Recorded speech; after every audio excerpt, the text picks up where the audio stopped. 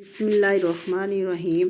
تفسیر ثم پھر انتم ہؤلائی، اللہ تعالیٰ فرماتے ہیں کہ تم وہی لوگ ہو تقتلون انفسکم، اپنے آپ کو قتل کرتے ہو۔ کیسے کرتے تھے اپنے آپ کو؟ ایک دوسرے کے مخالف ہو کر، وتخرجون فریقا منکم من دیارہم، اور اپنے میں سے ایک گروہ کو ان کے گھروں سے نکال بھی دیتے ہو۔ یعنی اس مار پٹائی میں، اس جنگ و جدل میں، جنگ میں پھر یہ نہیں دیکھا جاتا کہ کون کس کو نکال رہا ہے۔ ایک یہود قبیلہ دوسرے یہود قبیلے کو یعنی لوگوں کو کیا کرتے؟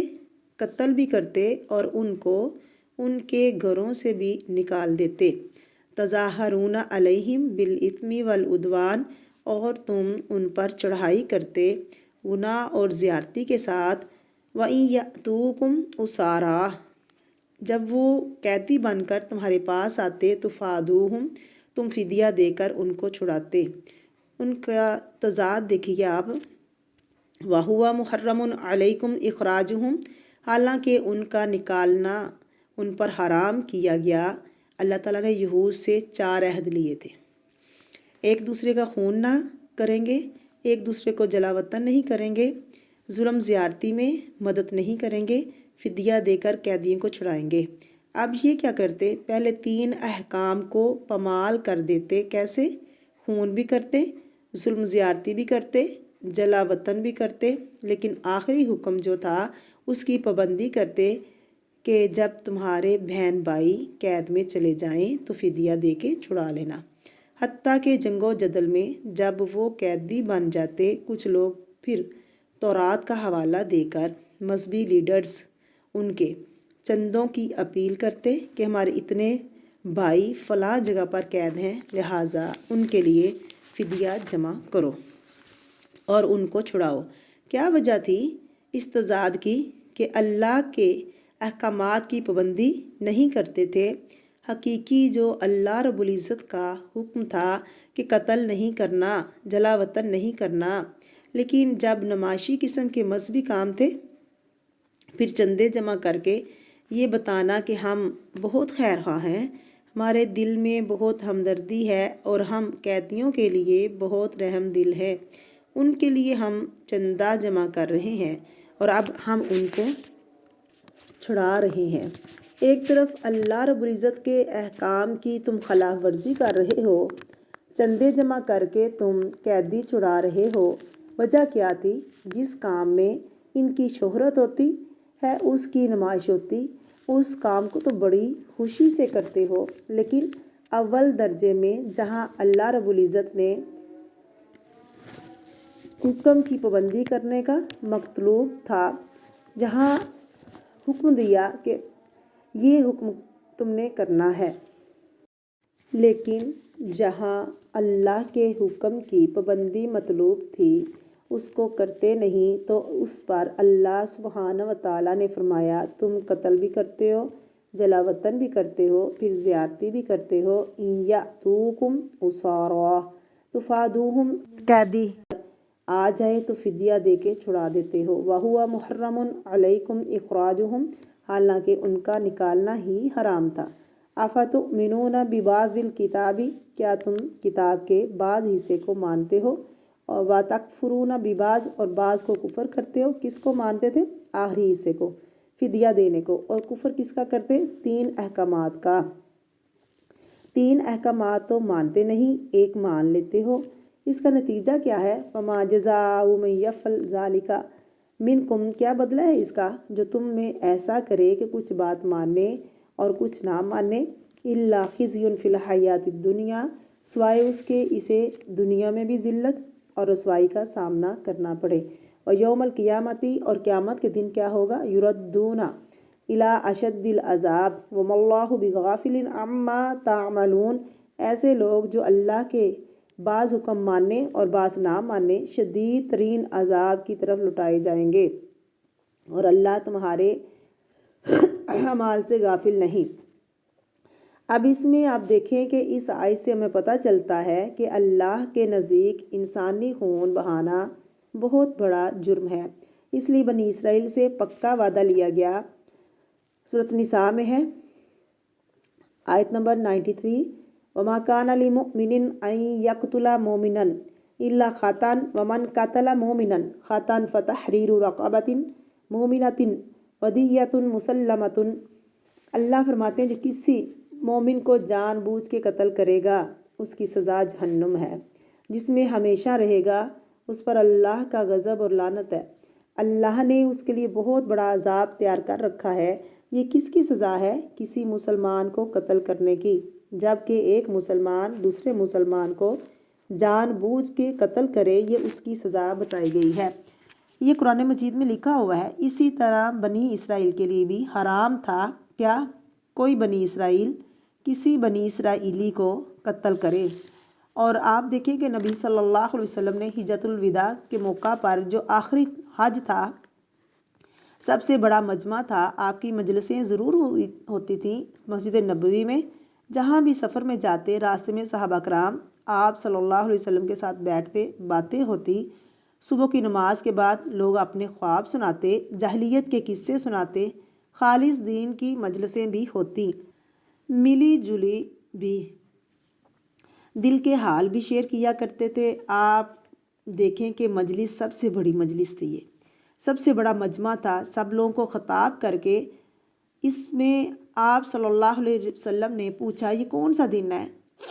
अय्यु यौमि हाज़ा, आपने पूछा अय्यु शहरु, ये कौन सा महीना है, ये कौन सी जगह है, और ये कब? हज के मौका पर पूछा। खुद ही फरमाया फ़इन्नमा दिमाअकुम व अमवालकुम, कि तुम्हारे माल और तुम्हारी इज़्ज़तें और तुम्हारे खून हराम हैं। एक दूसरे के माल एक दूसरे पर हराम है। तुम्हारे इस दिन इस महीने की हुर्मत की तरह, तुम्हारे इस शहर की हुर्मत की तरह, जिस तरह ये दिन हुर्मत वाला है, ये जगह हुर्मत वाली है। 3 चीज़ों का जिक्र किया। इसी तरह जान माल इज़्ज़त वो भी हुर्मत वाले हैं। जैसे आज तुम इन जगहों को नुकसान नहीं दे रहे और हालत एहराम में हो, तुम अल्लाह की इबादत में इसी तरह जहाँ जब जाओ तो क्या करोगे? एक दूसरे का एहतराम।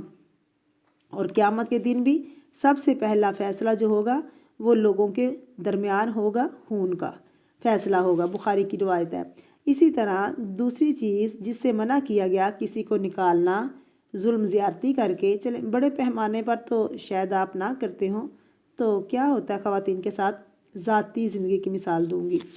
छोटे लेवल पे बाज़ औक़ात शोहर छोटी छोटी बातों पे नाराज़ हो गए, और वो किस तरह मामला करते हैं कि कहते हैं निकल जाओ अभी, ये नहीं देखते रात है कि दिन, सर्दी है या गर्मी, क्या हाल है और क्या नहीं, खड़े खड़े वही तलाक दे दी और आउट कर दिया घर से। ये भी जुल्म है, खा अपनी ज़िंदगियों में ही हो या फिर कौमी ज़िंदगी में हो या सियासी सतह पर हो। किसी पर चढ़ाई करना, किसी के साथ जुल्म ज़्यादती करना, अल्लाह ने हमें मना नहीं किया कि हम तरक्की करें दुनिया में। आप जितना चाहें माल कमाएं हलाल तरीके से, जितना चाहें पढ़ लें, जितना चाहें ऊंचा हों, तरक्की दुनिया में करें। तज़ाहरुना का क्या मतलब है? दूसरों के मुकाबले में ऊंचा होना। जितना हो सके हो जाओ, जितना मर्ज़ी हलाल तरीके से माल कमाएं, लेकिन जिस वक़्त अल्लाह की नाफरमानी हो बिल इस्मी, तो वो तरक्की नापसंदीदा है। वल उद्वान, तो लोगों पे ज़्यादती करना हराम है। आप खुद कमाए माल लेकिन हलाल तरीके से, किसी का माल छीनकर नहीं। ये नहीं कि किसी यतीम का माल छीनकर आप अमीर हो जाए, इसकी इजाज़त नहीं होगी। बनी इसराइल के लिए भी हराम था, हमारे लिए भी हराम है। तज़ाहरुना बिल इस्मी वल उद्वान, इसकी इजाज़त नहीं। तो बनी इसराइल ने इस हुक्म की भी पामाली की, इस हुक्म की परवाह नहीं की, अपने भाई बंदों पे ज़्यादती की, अहद की पासदारी नहीं की। लेकिन एक बात जिसमें उनकी ज़ाती नुमाइश थी, फिदिया दे के छुड़ाना, इसमें बढ़ चढ़ कर हिस्सा लेते थे। इस्लाम में कैदी छुड़ाना भी बहुत बड़ी नेकी है, ग़ुलाम आज़ाद करना भी नेकी है। इंसान बाकी नेकियों को भूल जाए और इस एक नेकी को ले ले तो ये कबूल नहीं। अल्लाह ताला फरमाया करते हैं कि इसकी जज़ा क्या है, जो बाज़ को माने और बाज़ का इनकार करे। इससे हमें क्या सबक मिलता है? हमारे लिए अल्लाह के सारे अहकामात को मानना ज़रूरी है। अगर कोई शख्स कुछ को मान लेता है और कुछ को रिजेक्ट करता है तो ऐसा हो जाता है जैसे उसने कुछ भी नहीं माना। इस आयत में हमारे लिए सबक है। آمن الرسول بما انزل الیہ من ربہ والمؤمنون کل آمن باللہ وملائکتہ وکتبہ ورسلہ لا نفرق بین احد من رسلہ وقالوا سمعنا واطعنا غفرانک ربنا والیک المصیر۔ رسول ایمان لایا اس چیز پر جو اس کی طرف اللہ تعالیٰ کی جانب سے اتری، اور مومن بھی ایمان لائے، یہ سب اللہ تعالیٰ اور اس کے فرشتوں پر، اس کی کتابوں پر، اس کے رسولوں پر ایمان لائے۔ اس کے رسولوں میں سے کسی میں بھی ہم تفریق نہیں کرتے۔ انہوں نے کہہ دیا کہ ہم نے سنا اور اطاعت کی، ہم تیری بخشش طلب کرتے ہیں اے ہمارے رب، اور ہمیں تیری ہی طرف لوٹنا ہے۔ یعنی ہر چیز پہ ایمان لانا ضروری ہے۔ اولئک هم الکافرون حقا واعتدنا للکافرین عذابا مہینا۔ اہل کتاب کہ وہ بعض نبیوں کو مانتے تھے اور بعض کو نہیں، جیسے یہود نے حضرت عیسیٰ علیہ السلام اور حضرت محمد صلی اللہ علیہ وسلم، اور عیسائیوں نے حضرت محمد رسول اللہ صلی اللہ علیہ وسلم کا انکار کیا۔ اللہ تعالیٰ نے فرمایا کہ انبیاء علیہ السلام کے درمیان تفریق کرنے والے یہ پکے کافر ہیں۔ ایمانداروں کا شیوہ بتلایا کہ وہ سب انبیاء علیہ السلام پر ایمان رکھتے ہیں جس طرح مسلمان ہیں، کہ وہ کسی بھی نبی کا انکار نہیں کرتے، تو ایسے لوگوں کا ایمان معتبر نہیں کہ جو جی چاہے لے لو اور جو چاہے انکار کر دیں۔ ابوبکر صدیق رضی اللہ تعالیٰ عنہ نے زکوٰۃ کے انکار کرنے والوں کے خلاف تلوار کیوں اٹھائی تھی؟ کیا دلیل تھی؟ انہوں نے کہا کہ جو صلاۃ اور زکوٰۃ میں فرق کرے، یعنی کلمہ پڑھے لیکن نماز پڑھے، اور زکوٰۃ کے بارے میں کہے کہ دین کا حصہ نہیں تو ہم میں سے نہیں، وہ بچ نہیں سکتا، انہوں نے اس کو مرتد قرار دیا تھا۔ ایمان کس چیز کا تقاضا کرتا ہے ہم سے کہ یا اللہ جو اس کتاب میں ہے ہم اس کو بھی مانتے ہیں، وہ سب سچ ہے، ہمارا ایمان ہے کہ یہ سب درست ہے۔ اگر انسان یہ کہے کہ میں مان لوں گی اور اس کو ماننے کو دل نہیں کرتا، ایسا کرنے سے جو مان رہے ہیں وہ بھی ضائع ہو جائے گا۔ اگر کوئی ایسا کرے کہ کچھ حکم لے لے اور کچھ چھوڑ دے تو پھر کیا ہے کہ رسوائی، دنیا میں رسوائی۔ آج دنیا میں مسلمانوں کی رسوائی کیوں ہے؟ اس کی مخالفت جان بوجھ کر کوئی کرے، کیونکہ انہوں نے خود ہی دین کے خلاف نکتے نکالتے ہیں، خود کتابیں لکھتے ہیں اور خود ہی ایسی باتیں کرتے رہتے ہیں۔ یہ تو دنیا کا حال ہے نا۔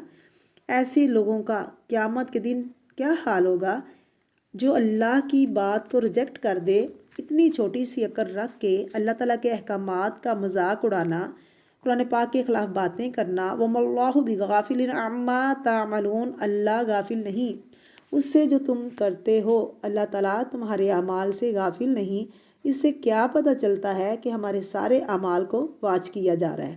اگر ہم سارا قبول کر رہے ہیں یا اگر ہم جو بھی کر رہے ہیں، پہلی زندگی میں دیکھیے، آپ اپنے آپ سے پوچھئے کہ سارے احکامات کو مانتی ہوں، میرا دل ان کو مانتا ہے جو چیزیں مجھے عمل کی پتہ چلتی ہیں، ان میں کیا عمل کرتی ہوں؟ کیا مجھے نمائشی نیکیوں کا شوق تو نہیں؟ کئی لوگ نیکی کا کام کرنا چاہتے ہیں، ان کو صرف ان کاموں کا شوق ہوتا ہے جس سے لوگوں میں مشہوری بنے، لیکن وہ کام جو چھپے ہوئے ہوں، ایسے لوگوں کی مدد کرنا جو آپ کا شکریہ بھی ادا نہ کریں، ان کو کوئی دلچسپی نہیں ہوتی۔ تو قرآن ہمارے لیے ایک آئینہ ہے۔ ایک چیز ہم سب یاد رکھیں کہ ایک دن اللہ کی طرف ہماری واپسی ہے، مانے یا نہ مانے، جانا تو انہی کی طرف ہے، یعنی مرنا تو ہے، چاہے وہ خوشی سے موت قبول کریں یا زبردستی قبول کی جائے، تو اللہ کی طرف واپس ہونا ہے، اللہ سے ہی واسطہ پڑھنا ہے۔